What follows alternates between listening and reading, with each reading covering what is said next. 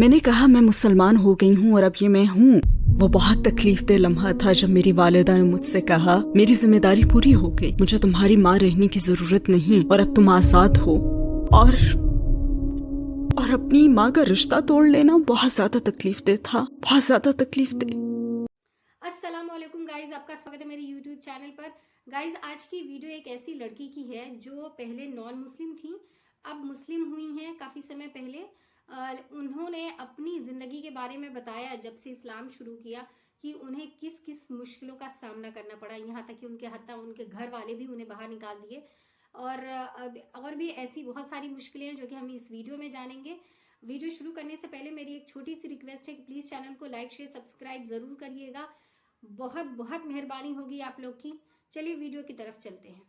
ہماری دعوت قبول کرنے کا شکریہ۔ میرا پہلا سوال یہ ہے کہ عالیہ ام ریان کون ہیں اور کیا آپ اپنی زندگی کے بارے میں ہمیں مختصراً بتا سکتی ہیں؟ وعلیکم السلام ورحمۃ اللہ۔ سب سے پہلے تو مجھے یہ موقع دینے کا بہت شکریہ۔ میں ایسٹ لندن میں پیدا ہوئی اور وہیں پلی بڑھی۔ میرے ایریا میں مسلمانوں کی تعداد زیادہ تھی، یہاں بنگلہ دیشی مسلمان زیادہ تھے، لہٰذا مسلمانوں سے میرا کافی واسطہ پڑتا تھا۔ میرا تعلق مکس نسل سے ہے، میری والدہ اٹالین ہے اور میرے والد ویسٹ افریقی نائجیرین ہیں۔ لیکن جب بھی مجھ سے یہ سوال کیا جاتا ہے تو میں یہ سوچتی ہوں کہ عالیہ ایک ایسی روح ہے جو اللہ سبحانہ و تعالیٰ کی طرف سفر کرنا چاہتی ہے۔ ایمان کے لحاظ سے آپ کی زندگی کیسی تھی؟ آپ کا کس پر ایمان تھا؟ میری پرورش بطور عیسائی ہوئی تھی۔ ٹین ایج میں مجھ میں عیسائیت کا نیا تصور ابھرا۔ خدا پر تو میرا ہمیشہ ایمان تھا۔ میری والدہ نے میری پرورش اس طرح سے کی کہ مجھے زندگی، اس کے مقصد اور دنیا کے بارے میں تجسس کی ترغیب ملی۔ اگرچہ مجھ میں عیسائیت کا نیا تصور ابھرا تھا لیکن اندر جیسے ایک خلا تھا، مجھ میں اعتراضات پیدا ہوئے۔ میں نے بہت ہی کم عمری میں عیسائیت کے بنیادی عقائد پر اعتراض کیا اور شاید جذباتی اور روحانی طور پر اس عقیدے پر یقین کے باوجود عقلی طور پر مجھے پسند نہیں آیا، لہٰذا آخر میں نے اسے چھوڑ دیا۔ میرے والد کا بیک گراؤنڈ بہت زیادہ دلچسپ تھا کیونکہ وہ پیدائشی مسلمان تھے، میرے دادا مسلمان تھے اور میری پیدائش سے بہت پہلے جب میرے دادا کا انتقال ہوا تو میرے والد نے اسلام چھوڑ دیا، اور جب وہ لندن میں میری والدہ سے ملے تو اس وقت وہ مسلمان نہیں تھے، لہٰذا میری پرورش کبھی بھی اسلام پر نہیں ہوئی۔ اسلام کسی صورت میں موجود نہیں تھا، وہ مسلمان نہیں رہے تھے۔ کس چیز کے باعث آپ نے اپنے عقائد پر سوالات اٹھائے؟ مجھے اپنی والدہ کے ساتھ چرچ جانا یاد ہے۔ میں چرچ جایا کرتی تھی اور روحانی اور جذباتی طور پر اس سے بہت زیادہ اطمینان ملتا تھا، لیکن میرے ذہن میں سوالات تھے۔ میں ان کے خدا کے کانسیپٹ کو سمجھ نہیں سکی۔ میں سمجھ نہیں سکی کہ ناؤز باللہ وہ کیسے ایک انسان کی عبادت کر سکتے ہیں۔ وہ ایک انسان تھے، میری ہی طرح کے ایک انسان، اور میں عقلی اور ذہنی طور پر یہ بات نہیں سمجھ سکی کہ میں ناؤز باللہ کیسے کسی دوسرے انسان کی عبادت کر سکتی ہوں۔ لہٰذا میں نے اس پر اعتراض کیا، اور مجھے یاد ہے کہ ایک دن میں نے چرچ کے پادری سے بات کی۔ میں نے ان سے یہی سوال کیا اور ان کا جواب تھا بس ایمان رکھو، اور یہی وہ لمحہ تھا جب میں جان گئی کہ یہ میرے لیے نہیں ہے۔ آپ نے پہلی مرتبہ اسلام کے متعلق کب سنا؟ میں اس سوال کا جواب دینے کے لیے آپ کو اپنے بچپن کے بالکل ابتدائی دنوں میں لے چلتی ہوں۔ میرے ایریا میں مسلمان زیادہ تھے، یہ بنگلہ دیشی ایریا تھا اور میری رہائش کے سامنے میں فرسٹ فلور پر رہتی تھی۔ میری عمر تقریباً 8 سال تھی۔ میں لیونگ روم کی کھڑکی کے پاس جاتی اور کھڑکی کی دہلیز پر جھک جاتی تھی جہاں سے مجھے اپنے گھر کے سامنے سڑک کا گراؤنڈ فلور نظر آتا تھا۔ وہاں عارضی طور پر بنائی گئی ایک مسجد تھی۔ اس وقت دراصل وہ ایک کنٹینر تھا، لیکن میں جہاں سے جھک کر دیکھتی تھی وہاں سے مجھے اس مسجد میں نماز کا ایریا نظر آتا تھا اور مجھے یہ بڑا دلکش لگتا تھا۔ میں انہیں اندر جاتے اور جھکتے اور سجدہ کرتے ہوئے دیکھتی تھی۔ بچپن میں مجھے یہ سب دیکھنا بہت اچھا لگتا تھا۔ میں یہ سب دیکھنے کے لیے دن میں چند بار دوڑ کر کھڑکی کے پاس جاتی۔ اسی عمر میں بدقسمتی سے گھر میں حالات بہت برے تھے۔ میرے والدین مسلسل جھگڑتے رہتے تھے، ان میں ہم آہنگی نہیں تھی، ان میں مسلسل بحث اور جھگڑا ہی جاری رہتا تھا۔ اور مجھے وہ دن یاد ہے جب میری والدہ اور والد کے درمیان بہت سخت جھگڑا ہوا اور میں اپنے بیڈ روم میں بھاگی۔ میری عمر تقریباً 8 سال تھی۔ بیڈ روم میں جاتے ہوئے میں نے اپنی والدہ کی شال لے لی۔ وہ ایک خوبصورت ایشین شال تھی جو ان کی ایک پاکستانی کالیگ نے گفٹ کی تھی، دفتر کی کالیگ نے۔ میں نے وہ شال لی اور اس سے زمین پر پھینکا، پھر میں نے سجدہ کیا اور خدا سے کہا مجھے خدا سے یہ کہنا یاد ہے کہ انہیں روک دیں، انہیں جھگڑنے سے روک دیں۔ لیکن اس وقت میں بہت چھوٹی تھی، مجھے ٹھیک سے معلوم نہیں تھا کہ میں کر کیا رہی ہوں۔ بس جو کچھ مسجد میں دیکھا تھا اسی کی میں نقل کر رہی تھی۔ اور مجھے محسوس ہوا کہ خدا میری بات سنے گا. اس وقت مجھے ایسا محسوس ہوا تھا کیونکہ یہ ایسا انداز تھا جو خدا سے قریب کرتا تھا. یہ اسلام کے حوالے سے یہ میرا سب سے پہلا تجربہ تھا. اور پھر 2 سال بعد ایک اور تجربہ ہوا. میں 10 سال کی تھی اور اسکول میں پڑھتی تھی. میں اسکول سے گھر آئی اور یہ خبر سنی کہ ہماری کلاس کا ایک بچہ جو اسکول سے چھٹی ہونے کے بعد اس وقت کافی مقبول کچھ پلینگ کارڈز خریدنے کے لیے سڑک پر دوڑ رہا تھا کہ ایک بڑے ٹرک نے اسے ٹکر مار دی اور وہ موقع پر ہی دم توڑ گیا. اسکول نے اس کے تمام کلاس فیلوز کو خط لکھا اور اس کے 2 دن بعد ہونے والے جنازے میں آنے کی دعوت دی. تب میں نے اپنی والدہ سے جانے کی ضد کی. اس کلاس میں ہم میں سے کچھ اسٹوڈنٹس غیر مسلم تھے. والدہ نے اجازت دے دی اور مجھے لیلا سے کہی ایک بات یاد ہے جو اس وقت میری بیسٹ فرینڈ تھی اور وہ صومالیہ سے تھی. میں نے کہا کیا مجھے اسکارف مل سکتا ہے اور اس نے کہا ہاں اور مجھے ایک اسکارف اس نے دے دیا. پھر مجھے ایسٹ لندن کی مسجد میں جانا یاد ہے. شاید میں جنازے میں موجود اکیلی غیر مسلمان بچی تھی. وہاں میں نے ظہر کی نماز پڑھی, پھر جنازے کی نماز پڑھی. مجھے ظہر کی نماز میں سجدہ کرنا اور خدا سے نزدیکی کا وہ احساس پانا یاد ہے جو 2 سال پہلے سجدہ کرتے ہوئے مجھ میں پیدا ہوا تھا, اور یہ اسلام کے حوالے سے میرا دوسرا تجربہ تھا. اس بات نے آپ کو اسلام سے قریب کرنا شروع کیا؟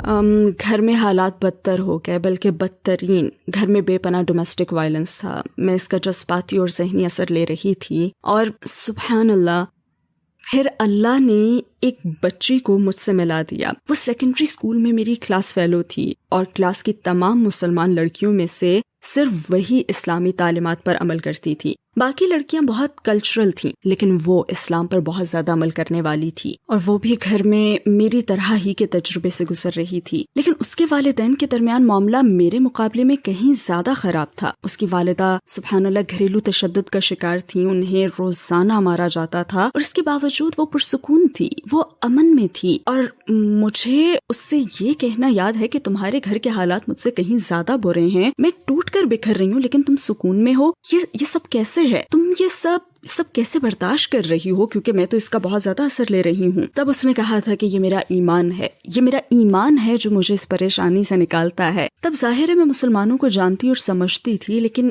یہ احساس بھی تھا کہ اسلام بہت بیکورڈ مذہب ہے, اور مجھے اپنی اس فرینڈ سے بہت زیادہ لگاؤ ہو گیا تھا. ہم بہت ہی گہری سہیلیاں بن گئی, حالانکہ ہم بالکل مختلف تھیں. مطلب میں بہت خود سر اور کریزی تھی, اور لوگوں میں مقبول, اور وہ ماشاءاللہ ایک عملی مسلمان تھی. پھر بھی ہم بہت گہری فرینڈز بن گئیں. پھر میں نے اسلام پر غور کرنا شروع کر دیا, آرٹیکلز پڑھنا شروع کیے. اس وقت ٹیپ والی کیسٹس چلتی تھیں.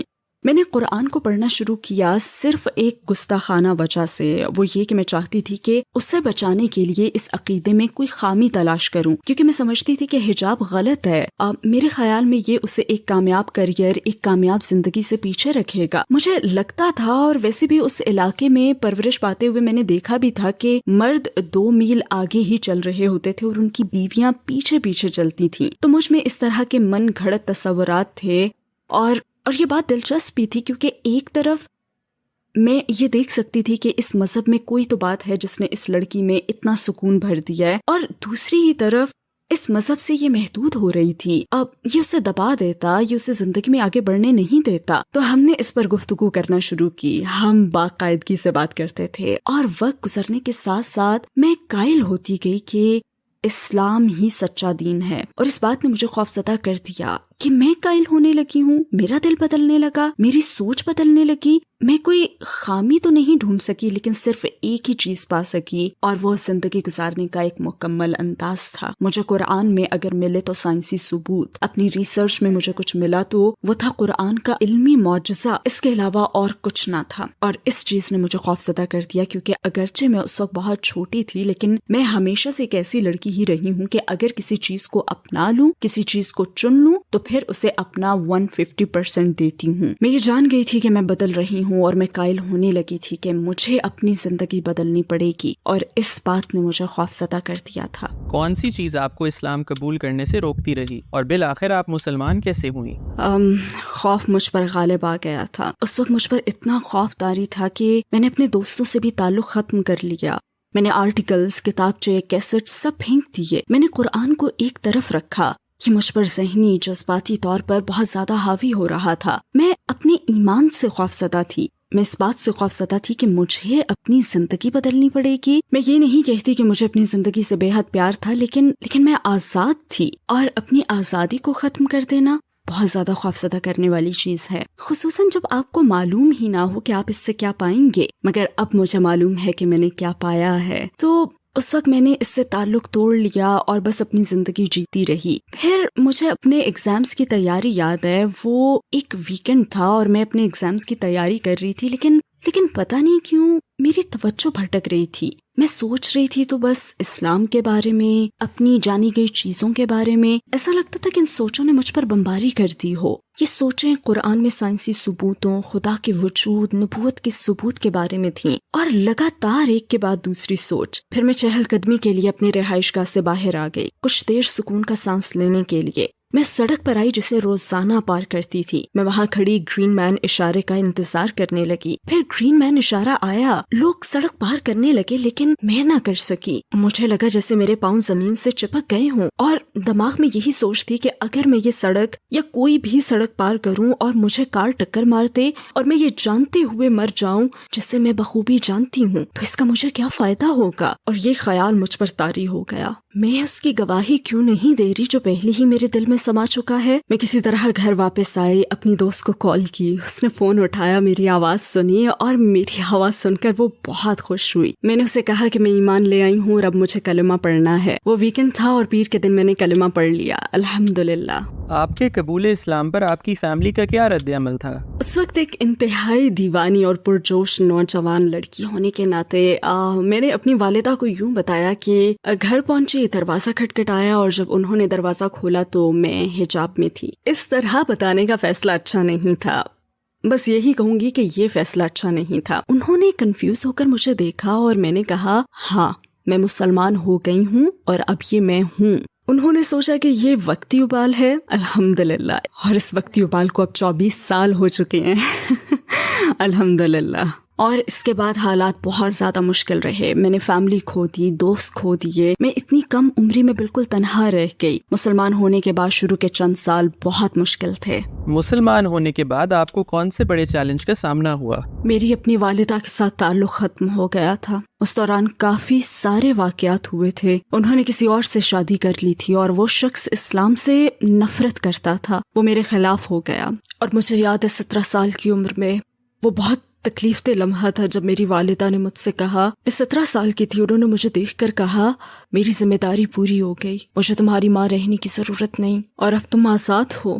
وہ انتہائی مشکل وقت تھا. اس عمر میں آپ کو فیملی کی ضرورت ہوتی ہے اور اپنی ہی ماں کا رشتہ توڑ لینا بہت زیادہ تکلیف دہ تھا، بہت زیادہ تکلیف دہ.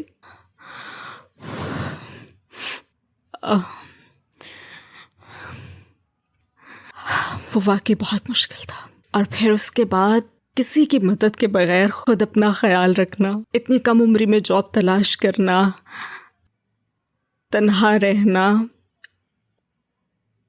اور اس وقت میں ایسی بے شمار دوسری مشکلات سے میں گزری جو بالکل ذاتی نوعیت کی تھیں، اور فیملی کی سپورٹ کے بغیر یہ سب انتہائی مشکل تھا.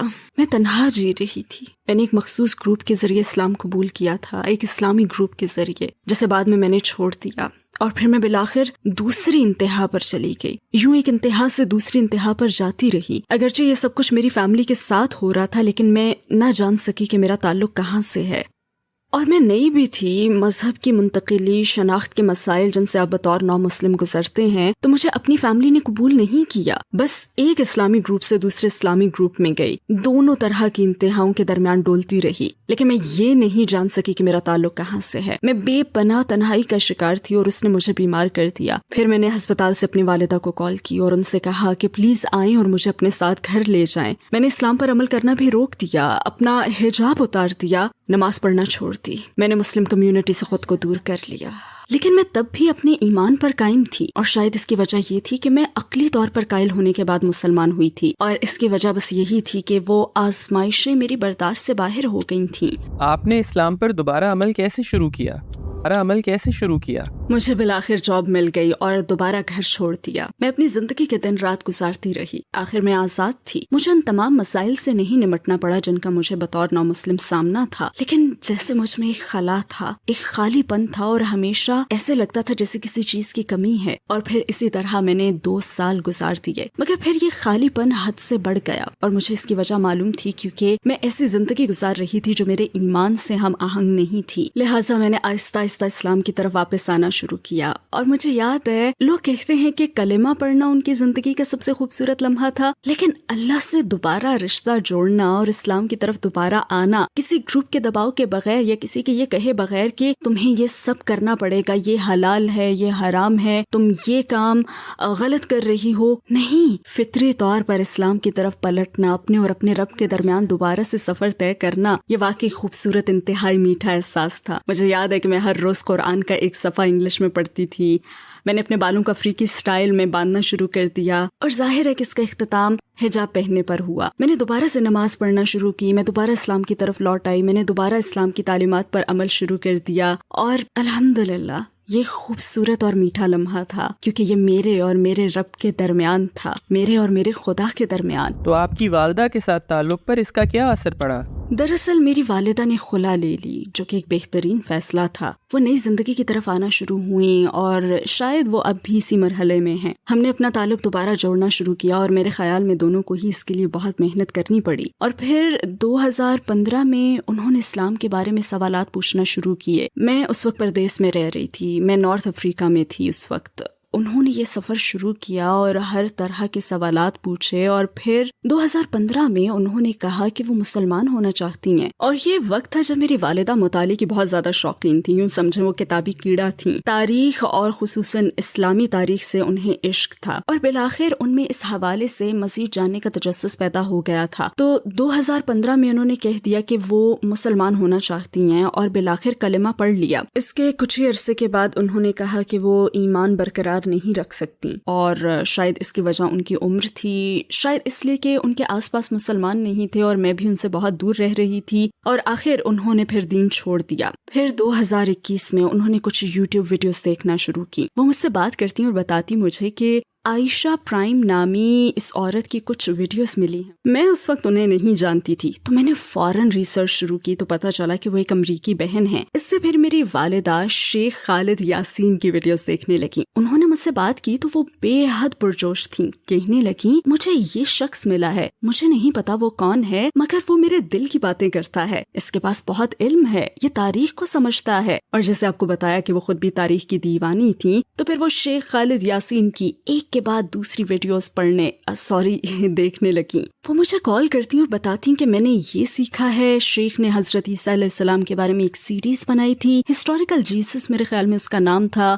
वो उन्हें इंतहाई दिलचस्प लगी और वो मुसलसल उनकी वीडियोस देखती रहती और मुझे बताती और मैं कुछ न कहती। मैंने सोचा कि पता नहीं यहाँ क्या हो रहा है, लेकिन कुछ बदल रहा है। मैं बस सवालात के जवाबात दे देती, मैं अपनी राय नहीं देती थी, मैं बस उन्हें अपने पास आने देती। वो कहा करती कि ये शख्स कमाल का है। लिहाजा मैंने उनकी तलाश की जिम्मेदारी ली और एक पैगाम भेजा, अपने जाने वालों के नाम एक पैगाम, जिसमें लिखा कि क्या किसी के पास खालिद यासीन से राब्ते की तफसीलात हैं। और किसी ने मुझे उनके फेसबुक पेज का एड्रेस दिया जहां उनका नंबर और ईमेल एड्रेस मौजूद है। मैंने उन्हें ईमेल की और उन्हें पूरा मामला बताया और उन्हें बताया कि मेरी वालिदा ने आपकी वीडियोस देखी हैं, उनका माजी ये है, हमारे साथ ये सब हुआ है, मैं नौ मुस्लिम हूँ। और मैंने उन्हें अपनी पूरी कहानी सुनाई और कहा कि मैं जानती हूँ कि आप बहुत ज्यादा मसरूफ होंगे, लेकिन क्या किसी तरह से ये मुमकिन है कि आप मेरी वालिदा से बात कर सकें। और मैंने ईमेल भेज दी। जो कि खालिद यासीन एक मसरूफ आदमी है, इसलिए मेरा ख्याल था कि मेरी ईमेल शायद उनके इनबॉक्स में नहीं जाएगी, बल्कि हो सकता है कि उनके स्पैम या जंक में चली जाए। लेकिन 20 मिनट बाद उन्होंने मुझे ईमेल का जवाब दे दिया और कहा कि ये उनके लिए एक एहसास होगा, चलें बात करते हैं। तो हमने बात की और मैंने उन्हें कहानी सुनाई। मैंने उन्हें अपनी वालिदा के बारे में बताया, मैंने उन्हें हर वो बात बताई जिससे वो गुजर रही थी। मैंने उन्हें उनकी नई तरह की दरियाफ्त के बारे में बताया और उन सवालात के बारे में भी जो वो पूछती रही थी और वो चीजें जो वो मुझे बताती थी। उन्हें हजूर सल्लल्लाहु अलैहि वसल्लम से मोहब्बत हो गई थी, उन्हें चीजें समझ आ रही थी, हम आहंग हो रही थी, वो पहले जैसी नहीं रही थी, बल्कि वो वाकई इस्लाम पर پر یقین رکھتی تھی. اور شیخ نے مجھ سے ایک سوال پوچھا. انہوں نے کہا کہ آپ کی والدہ کا کیا نام ہے؟ میں نے جواب دیا میری والدہ کا اٹالین نیم جوزفینا ہے لیکن یورپی انداز میں یہ جوزفین ہے. انہوں نے کہا میری والدہ کا نام بھی جوزفین ہے. ان کی عمر 90 سال سے زیادہ ہے اور وہ انتقال کے قریب ہیں. انہوں نے مجھ سے کہا کہ آپ کی والدہ جوزفین ایمانی سفر پر ہیں اور میری والدہ میری جوزفین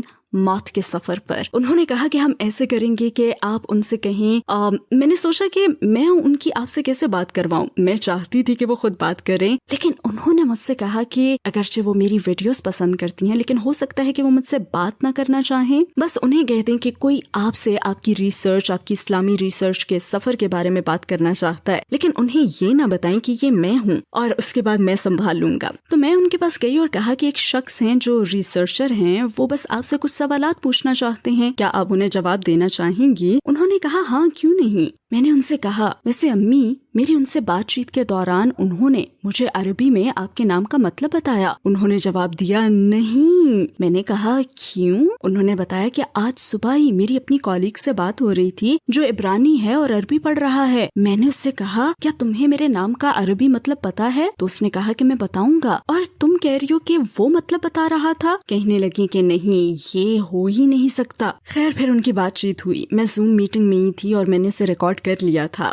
اور شیخ نے جس طرح اس معاملے پر بات کی اللہ انہیں جزا عطا فرمائے آمین. ان کی آپس میں بات چیت ہو رہی تھی لیکن کسی وجہ سے وہ ان کی آواز نہ پہچان سکی. وہ ان سے بس سوالات پوچھ رہے تھے اور کہلوانا چاہتے تھے کہ وہ کس پر ایمان رکھتی ہیں. پھر وہ کسی حد تک ان سے یہ کہلوانے میں کامیاب ہو گئے. انہوں نے کہا کہ ان کا ایمان ہے کہ خدا ایک ہے اور محمد صلی اللہ علیہ وسلم اس کے آخری نبی ہیں. انہوں نے یہ بات ویڈیو میں کہی. اور میٹنگ کے بعد شیخ نے ان سے پوچھا کہ آپ کو معلوم ہے کہ اسکائی کا کیا مطلب ہے؟ انہوں نے کہا نہیں. انہوں نے بتایا کہ اس کا مطلب ہے شیخ خالد یاسین. انہوں نے سنا نہیں اور شیخ نے اپنی بات دہرائی. والدہ کہنے لگی نہیں آپ نہیں ہیں اور انہوں نے کہا کہ میں ہی ہوں. انہوں نے کہا نہیں اگر مجھے معلوم ہوتا کہ یہ آپ ہیں تو میں اور بھی زیادہ اور خیر آگے وہ کچھ بھی کہنا چاہتی ہوں. اس کے بعد ان کے 2 مزید زوم سیشنز ہوئے اور آخرکار انہوں نے دوبارہ کلمہ پڑھ لیا الحمدللہ.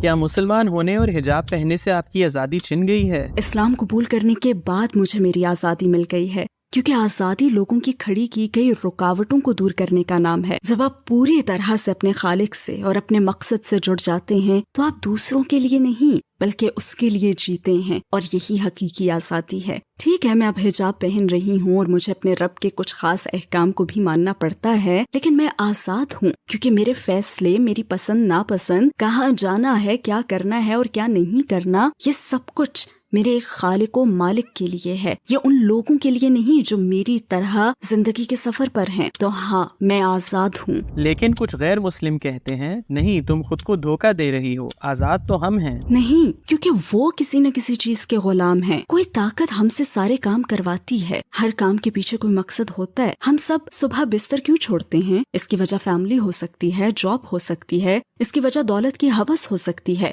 ہماری کوئی بھی خواہشات ہو سکتی ہیں لیکن ہم سب کسی نہ کسی چیز کے غلام ہیں. لیکن میں ایک ایسی ذات کی غلام بننا چاہوں گی جو پرفیکٹ ہے, جس کے پاس سے میں آئی ہوں اور جس کے پاس دوبارہ جانا ہے, بجائے کسی ختم ہو جانے والی چیز کا غلام بننے کے جیسے کہ میں ایک دن ختم ہو جاؤں گی. کبھی میرا بھی خیال تھا کہ اسلام عورتوں کو دباتا محدود کرتا ہے لیکن مجھے محسوس ہوا کہ دراصل اسلام کلچر کے اثر سے پاک خالص اسلام اپنی خالص ترین شکل میں عورت کی شان اتنی خوبصورتی سے قائم کرتا ہے کہ عورت ہونا فخر بن جاتا ہے. حضور صلی اللہ علیہ وآلہ وسلم کے صحابی نے جب سوال کیا میری محبت کا سب سے زیادہ حقدار کون ہے تو آپ صلی اللہ علیہ وسلم کا جواب کیا تھا؟ تمہاری ماں. آپ نے دوبارہ جواب دیا تمہاری ماں, تمہاری ماں. اللہ سبحانہ و تعالیٰ نے خود اور پھر اپنے نبی پاک صلی اللہ علیہ وآلہ وسلم کے ذریعے شریعت میں عورت کو جو حیثیت, تحفظ, سپورٹ اور مقام عطا کیا ہے اس سے ظاہر ہوتا ہے کہ عورت ایک ہیرا ہے. सच्चा और हकीकी हीरा। जब मैं सोचती हूँ कि अगर अल्लाह सुब्हानहू व तआला की तरफ से मुझे हिदायत न मिलती तो आज मैं कहाँ होती, अगर जिंदा होती तो बेनामो निशान होती। नींद से जागना मुझे समझाता है कि मेरी जिंदगी का मकसद है, मेरे वजूद की अहमियत है, और इसी से मैं अपनी कद्र कीमत को अपने रब के साथ जोड़ती हूँ। ऐसा करते हुए मुझे इदराक और एहसास होता है कि इस्लाम में औरत आजाद है, उसे इज्जत, सपोर्ट, तहफ़्फ़ुज़ हासिल है और उसे एक आला हैसियत दी गई है। अगर आपको दुनिया के तमाम गैर मुस्लिमों से बात करने का मौका मिले तो आप इन्हें 1 मिनट में क्या कहेंगी? मैं उन्हें बताऊंगी कि रोजमर्रा की जिंदगी के पीछे कोई मकसद जरूर है। ये मामूल की जिंदगी ही सब कुछ नहीं है, और अगर आपके ख्याल में यही सब कुछ है तो फिर हर एक के सामने एक अफसोसनाक तरीन नतीजा आएगा, क्योंकि ये जिंदगी एक रोलर कोस्टर है। ये आजमाइशों, मुसीबतों, मुश्किलों से भरपूर है। ये नाइंसाफी, अफसुर्दगी से भरी हुई है। तो अगर यही सब कुछ है तो फिर हमें क्यों पैदा किया गया? मैं उन्हें इस पर सोचने की दावत दूंगी। मैं उन्हें जिंदगी के गोल चक्कर पर गौर करने का कहूंगी, एक फूल की मिसाल से कि कैसे वो फूल एक बीज से उगता है, फिर एक खूबसूरत चीज की मानंद खिल जाता है, फिर मुरझा जाता है और दोबारा खत्म हो जाता है। मैं उन्हें समंदर के सामने खड़े होने और उसकी गहराई और समंदर की तारीकियों में मौजूद हयात को देखने की दावत दूंगी। एक पत्ते को लेकर उसके डिजाइन की पेचीदगियां देखने और खुद से सवाल करने का कहूंगी कि ये कहाँ से आया है, ये कहाँ से आया है, इस पत्ते का क्या मकसद है, इस फूल का क्या मकसद है, इस समंदर का क्या मकसद है, और फिर ये सोचने का कि मैं खुद भी उस तख्लीक का हिस्सा हूँ। तो अगर एक पत्ते का कोई मकसद है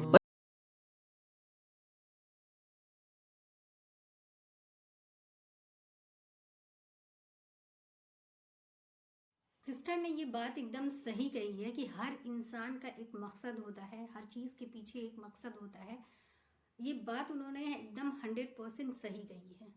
लेकिन कितनी खूबसूरत चीज़ है कि अल्लाह ताला ने इन्हें बहुत कम उम्र में इस बात की अक्ल और हिदायत दे दी कि तुम किसी एक ऐसी चीज़ की पूजा कर रही हो जो इंसान है। इंसान को अल्लाह ताला हिदायत तभी देता है जब उस चीज़ के लिए वो इंसान सोचता है, किसी चीज़ के बारे में रिसर्च करता है, तभी देता है। अदरवाइज घर में बैठे रहने वाले लोग या फिर ये कहने वाले कि हमें कोई जो है कन्वर्ट करके दिखाए तो हम जाने, इस तरह कहने वाले लोगों को अल्लाह ताला हिदायत कभी नहीं देता है। और इस्लाम में हिजाब लगाना या नकाब पहनना बंदिश का बायस नहीं है, ये खुली आज़ादी है। अल्लाह ताला मुसलमानों को, लड़कियों को इतनी आज़ादी किसी भी धर्म में नहीं है। अल्लाह ताला जो हमारे लिए सेट किया है, जो हमारी प्रोटेक्शन के लिए सेट किया है, वो हमारे लिए बहुत अच्छा है। अल्हम्दुलिल्लाह। ईमान पुख्ता होता है, उसके लिए इस्लाम जो है बंदिश नहीं बनता है, बंदिशों की वजह नहीं बनता है, खुली आज़ादी देता है। मुझे उम्मीद है वीडियो बहुत अच्छी लगी होगी। मिलते हैं किसी एक ऐसी वीडियो के साथ, तब तक के लिए इजाज़त दीजिए। अल्लाह हाफिज़।